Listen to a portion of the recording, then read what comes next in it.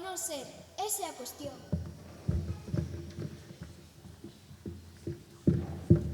A guerra e a paz, escribiu León Tolstoi.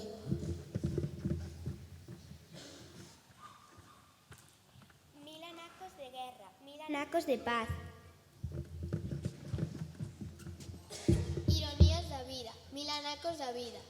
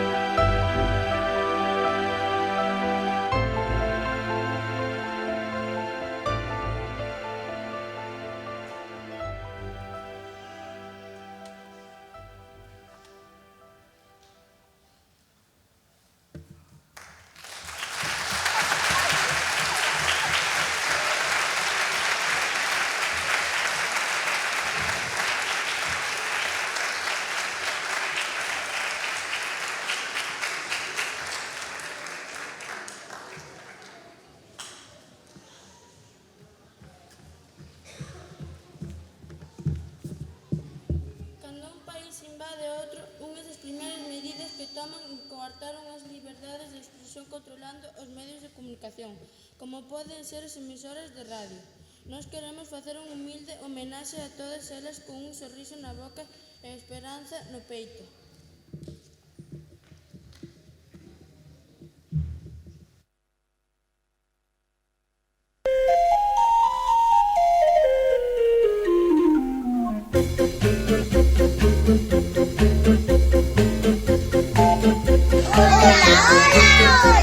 Aquí está Radio Carola.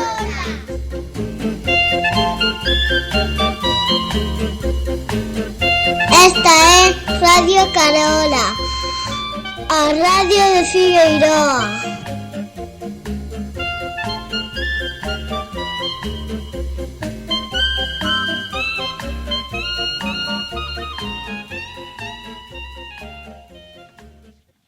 Benvidos todos e todas a Radio Carola, a emisora que máis mola.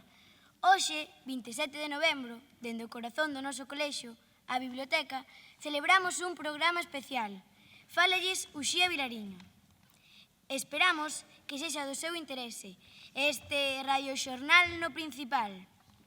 Seguro que sí. Como todo programa que se prece, imos ter varias seccións. Os sucesos do colexio, os deportes, o tempo, a consulta telefónica coa nosa vidente divina e, para finalizar, o apartado cultural. Empecemos, pois. Señores e señoras, despois de 3 cursos colgada na entrada do patio, unha chaqueta atopou dona. Trátase dunha sudadeira azul de talla 10, que levaba 3 anos desaparecida. Falamos ca afortunada, Sara Loureiro. Que tal, Sara? Ben, grazas. Estará contenta pola chádego, non? O certo é que tanto me dá, xa non me serve. Claro, despois de tanto tempo, e nunca reparou en que lle faltaba esa prenda de vestir. A verdade é que non. Teño un azul clariño, outra azul medio e outra azul mariño. Con tantas desa cor, nunca botei de menos. E nunca pensou en poñerlle nome á roupa para que non voltara a pasarlle o mesmo?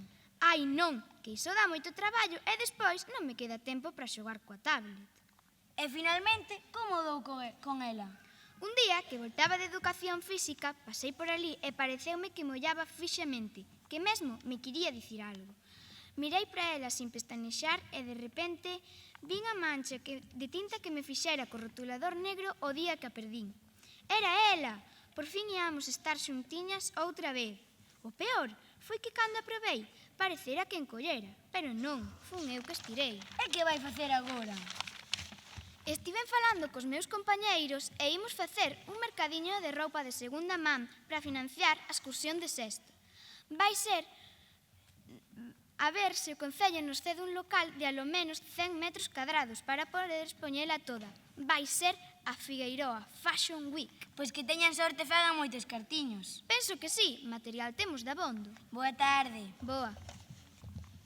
Imos con outra nova de última hora. Descubriuse o misterio de por que o mobiliario do patio de educación infantil aparece ás veces un pouco cambiado de sitio. Será cousa de meigas e trasnos ou terá unha explicación lóxica como a vida mesma? Temos connosco a dona Sabela, que desexa aportar o testimonio do que vive unha mañá do mes de outubro. Contenos, do Sabela, que pasou? Era o mércores día 3. Eu estaba con meu fillo de 2 anos no patio que está ao lado do colexio. Era un día tranquilo, soleado e sen vento. De repente, vin como o tobogán e algúns das cosiñas se movían de sitio. Parecía imposible, pero era unha realidade. Parecía que tiñan pés. Fun co meu neno correndo ao colexio para avisarlles do que estaba pasando. E vin que tamén se movía a barquiña que teñen no medio do xardín. Achegueime a unha das ventás das aulas de infantil e vin que os nenos estaban escoitando o conto do lobo e os 3 porquiños. Cando sopraban como o lobo, facía mover as cousas. Se non o vexo, non o creo. Como eran tantos a soprar, non quero nin pensar que pasaría se botaran a chorar todos xuntos. Seguro que se vería inundar o colexio. Moitas grazas, dona Sabela. Señores ointes, xa ven, ou mellor dito, xa escoitan, que todo ten unha explicación lóxica. Non hai que facer caso desas fantasías, cos que ás veces nos asustan os maiores. E teñan cuidado co que lles lean aos nenos, que hai moitos contos e moitos lobos. E lobos que están nos contos. E moitos lobos que teñen moito conto. En fin, como eu dicía, como a vida mesma. Doulle paso á miña compañeira Ángela. Bueno, pois seguimos cos sucesos. Os alumnos de infantil e primaria seguen sen coñecer a ubicación das famosas cámaras que parece ser que están colocadas nos pasillos para vixiar nas entradas e nas saídas ao patio. Son as cámaras do non. Non corras, non berres, non empuxes. E funcionar? Funcionan, que de vez en cando aparece algunha vítima transgresora que non sabe como a puideron descubrir. Hai rumores que se baralla a posibilidade de colocar un radar fixo nos corredores para multar con perda de puntos a algúns alumnos que sobrepasan os límites de velocidade establecidos cando toca o timbre para ir ao recreo.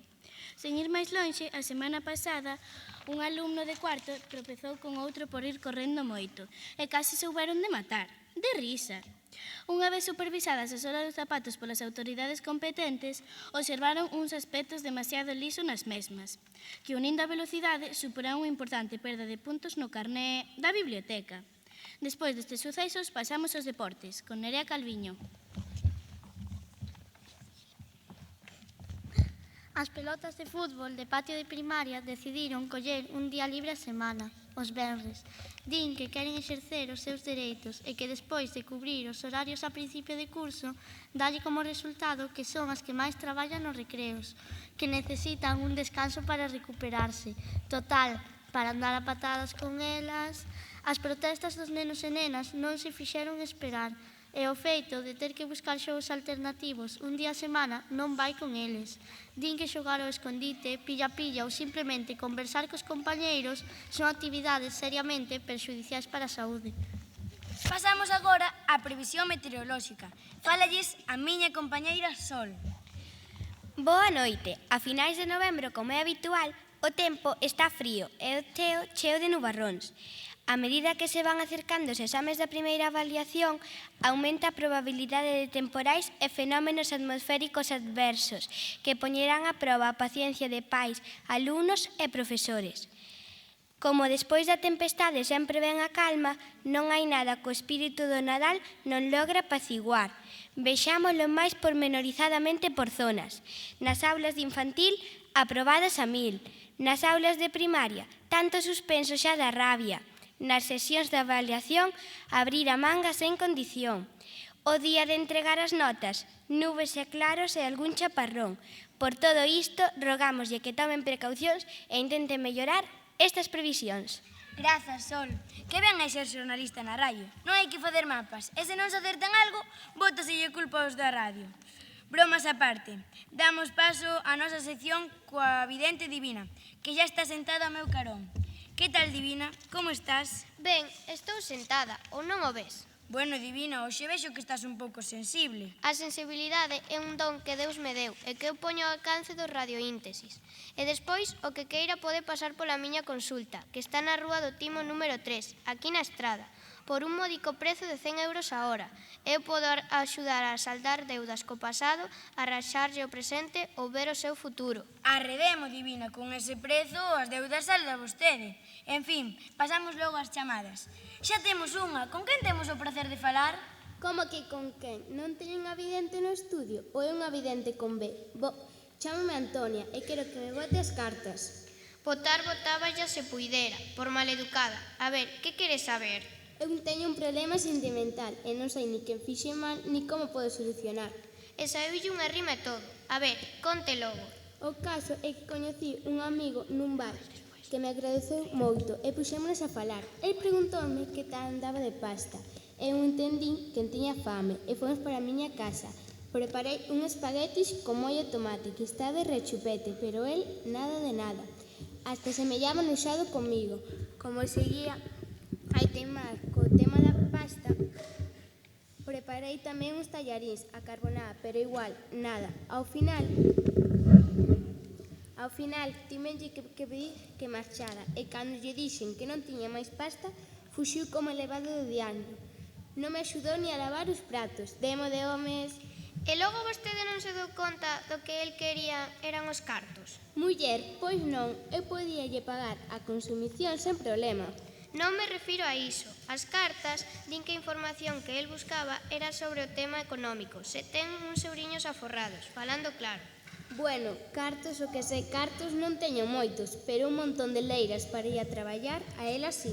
Pois vai vostede boa, amigo Antonia. Eu vexo, sí, o tractor vai ser quen lle axude. Será mellor logo. Polo menos non o teño que invitar a cear e non me dá disgusto ningún. Gracias por axudarme, dona Divina. Deus yo pague. De nada, non se preocupe, que xa pagan os da radio. Por último, e para finalizar este programa, pasamos ao apartado cultural, que non, por ser o derradeiro, é o menos importante. Resulta que un día apareceu unha barquiña, unha adorna para ser máis exactos, no xardín do noso colexio. Non sabemos como chegou ali. O caso é que estaba ali. A este misterio únese o feito de que as nosas mascotas foron fotografadas por un paparazzi navegando polos mares da cultura. E seica ían dando vivas.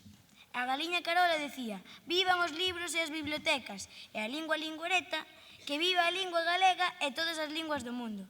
A súa adorna levaba a inscripción Amar o mar. Temos que investigar o que está pasando e convídovos a vostedes ao que fagan connosco tamén. Ata aquí esta emisión especial. Damos por finalizado este programa do Radio Xornal no Principal. Esperamos que lles gustara e teñan en conta que, se houbo algún defecto, son as cousas do directo.